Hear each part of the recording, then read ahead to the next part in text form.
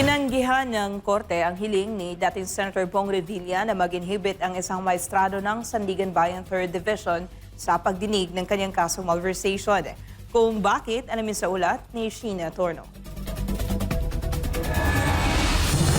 Bigong mapagbigyan ng hiling o mosyon ng kampo ni dating Senador Bong Revilla na voluntaryong mag-inhibit o umatras bilang mahistrado ng Sandigan Bayan, si Associate Justice Carl Miranda.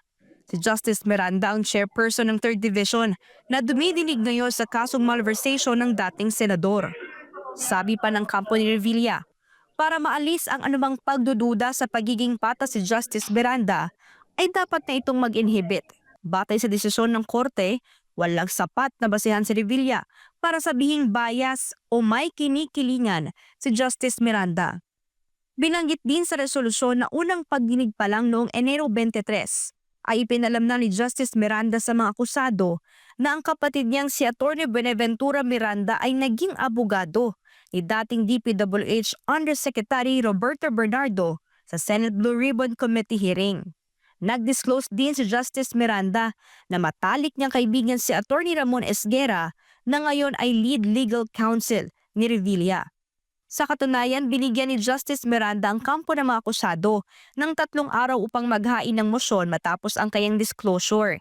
Gayunman, naghain lamang ng motion for inhibition ang kampo ni Revilla noong Pebrero 8 matapos ibasura ng korte ang ilan sa kanilang naunang mosyon.